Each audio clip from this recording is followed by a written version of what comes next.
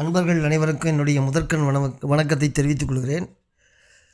இந்த காணொளியில் ராமலிங்க பெருமான் இறைவன் முன்னாடி என்ன சொல்கிறாருன்னா, இந்த பிறவி குழியிலேருந்து விழுந்து மேலேறுவதா கீழே இறங்குவதா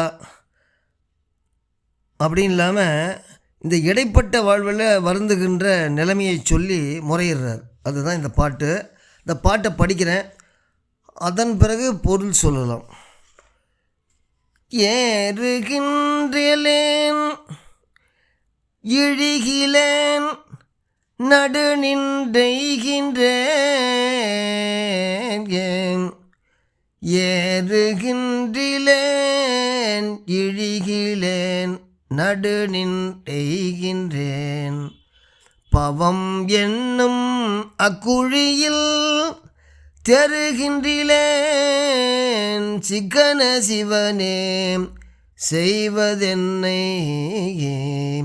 நான் சிறியருள் சிறியேன் கூறுகின்றது என் கடவுள், நீ அறியா கொள்கை ஒன்று இல்லை குன்றவில்லோனே, பூர்வங்கொலும் ஒற்றியம்பரனே போற்றும் யாவர்க்கும் பொதுவில் நின்றவனே.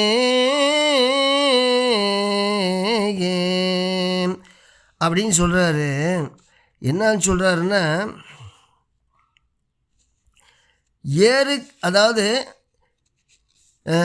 ஏறுகின்றேன் இழிகிலேன் நடு நின்று எய்கின்றேன் அப்படிங்கிறாரு. எதில்? பவம் என்னும் அக்குழியில் அப்படிங்கிறாரு. என்னன்னா, பிறப்பு என்று சொல்லப்படுகின்ற அந்த குழி, பெரிய குழி, பாதாள குழி, அந்த பிறப்பு என்று சொல்லப்படுகின்ற அந்த குழியில் வீழ்ந்துள்ள நான் மேலே ஏறவும் மாட்டேனாய் கீழே இறங்கவும் மாட்டேனாய் நடுவே நின்று தளர்கின்றேன் அப்படின்னு சொல்கிறார். அந்த குழியில் விழுந்து தேறுகின்றேன், தின்னமாக தெளியவும் மாட்டேனுங்கிறேன், அதில் என்னன்னு தெரியவும் மாட்டேங்கிறேன், அப்படி இருக்கிறேன் அப்படிங்கிறார். என்ன அப்படி அது விவரமாக சொல்ல போனால் என்னன்னா, இப்போ மேல் உலகம் இருக்குது. அப்போ மேல் உலகம் தேவர்கள் இருக்கிற இடம், கீழ் உலகம் நரகலோகம் அப்படின்னு சொல்லுவாங்க. மேலே இருக்கிறது சொர்க்கலோகம், கீழே இருக்கிறது நரகலோகம்னு சொல்லுவாங்க. ஆனால் இப்போ இங்கே இப்போ நம்ம வாழ்கின்ற நிலம் எப்படின்னா, நில உலகம், இன்பத் துன்பங்கள் நிறைந்த உலகம், ரெண்டும் கலந்தது. மேலே இன்பமே தூய்க்கின்ற உலகம், கீழே துன்பமே தூய்க்கின்ற உலகம். இதுக்கு இடையில் இருக்கிற நில உலகமாகிய நம் உலகம் ரெண்டுமே உண்டு. எது? இன்பமும் உண்டு, துன்பமும் உண்டு. அப்போ இந்த பவக்குழியில், இந்த பிறவியாகிய குழியிலேருந்து ஏறுபவர்கள் தேவர்கள் அப்படின்னவும், கீழே இறங்குறவன் நரகராய் பாதாளம் அப்படிங்கன்னு போவாங்கன்னு இந்த நூல்கள்லாம் சொல்லுது இல்லையா, ஞான நூல்கள்லாம் சொல்லுது. அப்போ இந்த மண்ணுலகம் ரெண்டுக்கு இடையதாய் இருக்கிறதுனால இங்கே தானே நம்ம பிறந்து இறந்து போகிறோம். அதுக்கு தான் இது என்ன சொல்கிறாரு, ஏறுகின்றேன் இழிகிலேன் நடுநின்று எய்கின்றேன் அப்படின்னு சொல்கிறார். புரியுதுங்களா? இந்த நில உலகம் இன்பத் துன்பங்கள் நிறைந்த நில உலகம். மேலே போனால் நான் வெறும் இன்பம் மட்டும்தான் தூக்கலாம், கீழே போனீங்கன்னா துன்பம் மட்டும்தான் தூக்க முடியும். ஆனால் இந்த நில உலகம்னா ரெண்டுமே தூக்கிறது. அதனால தான் அது சொல்கிறாரு, மேலேயும் போக முடியல கீழேயும் போக முடியல, நடுவில் நின்று இந்த நில உலகத்தில் நான் தளர்கின்றேன். அப்புறம் என்ன சொல்கிறாரு, தேறுகின்றேன் சிக்கன சிவனே, தின்னமாக தெளியவும் மாட்டேங்கிறேன் இருக்கிறேன் சிவப்பரம்பொருளே அப்படின்னு சொல்கிறார். அப்புறம் செய்வதென்னை நான் சிறியருள் சிறியேன், அதாவது சிறியவர்க்கு சிறியவனாகிய நான் என்ன செய்ய வல்லேன் கூறுகின்றதன், அதாவது கூறுகின்றது என் கடவுள், நீ அறியா கொள்கை ஒன்றில்லை அப்படிங்கிறார். கடவுளாகிய நீ அறியாத கொள்கை ஒன்றும் என் மனத்தில் இல்லை, என் மனசுக்குள்ளே உட்கார்ந்துருக்கு. ஆனால் அவருக்கு தெரியுமில்ல நம்ம மனசில் என்னென்ன இருக்குன்னு. அந்த அறியாத எல்லாமே அறிஞ்சவர் அது. கடவுளாகிய நீ அறியாத கொள்கை ஒன்றும் என் மனசில் இல்லை.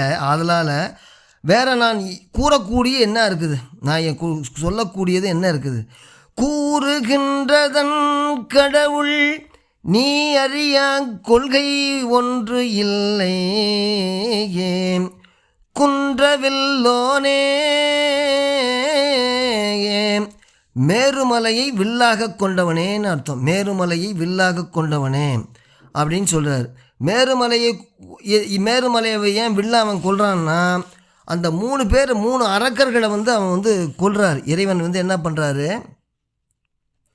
அந்த நீங்கள் கேள்விப்பட்டிருப்பீங்க, அந்த 3 பேர் இருப்பாங்க, இந்த ஆணவம் கண்மம் மாயங்கிற 3 அரக்கர்கள். அந்த அரக்கர்களை என்ன பண்ணுவோம், கொல்வதற்கு என்ன பண்ணுவோன்னா, மேருமலையை அப்படியே வில்லா என்ன பண்ணுவார்னா அவர் ஆக்கி அவங்க 3 பேரையுமே கொல்லுவாங்க. அது ஒரு கதை இருக்குது. அதை ராமலிங்க பெருமாள் எதில் சொல்கிறார் தெரியுமா, இதில் நெஞ்சு அறிவுறுத்தலில் சொல்கிறார். நீங்கள் போய் பாருங்கள். இதில் முன் கையால் நின்று ஒரு முப்பொரத்தை அன்றொருகால் சின்ன கையால் தீமெடுத்த சித்தனவன் அப்படிம்பார். அதாவது முப்புறம்னா 3 ஆணவம் கண்மம் மாயை. அந்த 3 அரக்கர்களை அன்றொருகால் சின்ன கையால் தீமெடுத்த சித்தனவன் பார். அதோடைய கதை நான் பின்னாடி சொல்கிறேன். இப்போ இதில் தெரிஞ்சுக்கங்க. அப்போ இது என்ன ஆகுதுன்னா, அந்த இதை கொல்றார் இல்லையா. அப்போ இவர் என்ன பண்ணுறாரு, கொன்னுடுறார். இந்த 3 பேர்த்தையுமே கொன்னுடுறார். அதை தான் இங்கே மேருமலையை இருக்குது பார்த்துங்க. அந்த மேருமலையை வில்லா வச்சு அவர் வில்லா கொண்டு அந்த 3 பேர்த்தையுமே கொல்லுவார். அதை தான் அவர் சொல்கிறாரு, அதான் குன்றவில்லோனே மேருமலையை வில்லாக கொண்டவனே அப்படின்னு சொல்கிறார். அதுக்கு அடுத்த அப்படி என்ன சொல்கிறாருன்னா, மேருமலையை குன்றவில்லோனே பூருவங்கொலும் ஒற்றி அம்பரனே போற்றியாவர்க்கும் பொதுவில் நின்றவனே. அப்படின்னா என்னன்னா, அந்த முதல்ல இந்த திருவொற்றியூரில் அவர் ஐயா அடிக்கடி போய் கும்பிட்டுக்கிட்டு இருப்பார் இல்லையா. ஒரு 28 வருஷமாக அங்கே போவார். அடிக்கடி தினம் போய் கும்பிடுவார். அந்த கோயில் அதுக்கு பேர் முன்னாடி என்னென்னா ஆதிபுரின்னு இருந்துச்சாமா. அந்த ஆதிபுரி என்னும் சிறப்புறும் ஒற்றியூரில் எழுந்தெழுக்கின்ற பரவனேங்கிறார். பூருவங்கொலும் ஒற்றி அம்பரனே போற்றி யாவர்க்கும் பொதுவில் நின்றவனே, வழிபடுபவர்கள் எல்லாருக்குமா பொதுவாய் நிற்பவனே அப்படின்னு சொல்கிறார். அப்போ என்னது, பவம் எனும் அக்குழியில் தேறுகின்றேன் அப்படிங்கிறார். பவம் எனும் அக்குழியில் அப்படின்னா இதையே தான் ராமலிங்க பெருமான் என்ன பண்ணுவார், அம்மை திருப்பதிகத்தில் சொல்லுவார். பவம்னா என்னன்னா பிறவின்னு அர்த்தம். பவமான எழுகடல் கடந்து மேல் கதியான பதிலினை அணைந்து வாழ பகலான சகலமுடன் இரவான கேவல பகையும் தடாதபடி ஓர் தவமான கலனிலருள் மீகாமன் அல்லது தமியேன் நடத்த வருமோ தனா நடக்குமோ என் செய்வேன். அம்மை திருவதியில் பவமான எழுகடல் அப்படின்னு சொல்லுவார். அப்போ பவம்னா என்னது, பிறப்புன்னு அர்த்தம். இன்னொருதில் ஒரு ஞானி சொல்கிறாரு, என்னை இப்பவத்தில் சேரா வகையெடுத்து என் சித்தத்தே தன்னை வைத்து அருளினாலே தாள் இணை தலை மேல் சூட்டும். அப்படின்னா என்னை இப்பவத்தில் சேரா வகையெடுத்து எண்ணற்ற பிறப்புகளாகிய எல்லையும் ஆழமும் காண முடியாத அந்த பிறவியாகிய பெருங்கடலில் விழுந்து தடுமாறும் என்னை அதிலிருந்து தன்னுடைய கையினால் எடுத்து அப்படின்னு சொல்லுவார். அப்போ பவம் என்பது என்னன்னு உங்களுக்கு தெரியும். பவம்னா பிறவியாகிய பெருங்கடல் தான். பவம்னா பிறவின்னு அர்த்தம். பெருமான் என்ன சொல்கிறாரு, பவமான 7 கடல் கடந்து, அந்த 7 கடல் பவங்கிற பிறவியாகிய கடல் 7 இருக்குது. 7 வகையான பிறவி இருக்குன்னு சொல்கிறாங்க இல்லையா, 7 வகை தோற்றம்ங்கிறார் இல்லையா. இன்னொரு இடத்துல நான் சொல்கிறாரு, 7 வகை பிறவிகளில் எப்பிறவி எய்தனும் எய்துக பிறப்பில் இனி நான் எய்தாமை எய்துகனும் எய்துகம்பர். இப்படி பவங்கிறது வரும். இங்கே என்ன சொல்கிறார் இந்த பாட்டில், பவம் எனும் அக்குழியில் தேறுகின்றேன் சிக்கன சிவனே அப்படிங்கிறார். அப்போ என்ன, இந்த பவமாகிய அந்த பவம் அந்த பிறவி குழியிலேருந்து வீழ்ந்து மேலே ஏறுவதா கீழே இறங்குவதா அப்படின்னு நான் என்ன பண்ணுறேன், மேலேயும் போக முடியல கீழே இறங்க முடியல, நடுவில் நின்றுக்கிட்டு நான் இப்போ ரொம்ப கஷ்டப்பட்டுட்ருக்கேன், அதுக்கு நீ தான் அருள் பண்ணணும் அப்படின்னு சொல்லி இந்த பாட்டை முடிக்கிறார். என்ன பாட்டு மறுபடியும் படிச்சிடுறேன். ஏறுகின்றேன் எழிகிலேன் நடு நின்று எய்கின்றேன். மேலையும் மூல கீழையும் மூல நடுவில் நிற்கிறேன்னா இந்த இப்போ இருக்க நில உலகம். ஏறுகின்றேன் இழிகிழேன் நடு நின்றெய்கின்றேன் பவம் என்னும் அக்குழியில் தேறுகின்றேன் சிகனச் சிவனே செய்வதென்னை. நான் சிறியருள் சிறியேன் கூறுகின்றது என் கடவுள் நீ அறியா கொள்கை ஒன்றில்லை குன்றவில்லோனேன் பூர்வங்கொளும் ஒற்றி அம்பரனே போற்றும் யாவர்க்கும் பொதுவில் நின்றவனே அப்படின்னு சொல்லி முடிக்கிறார்.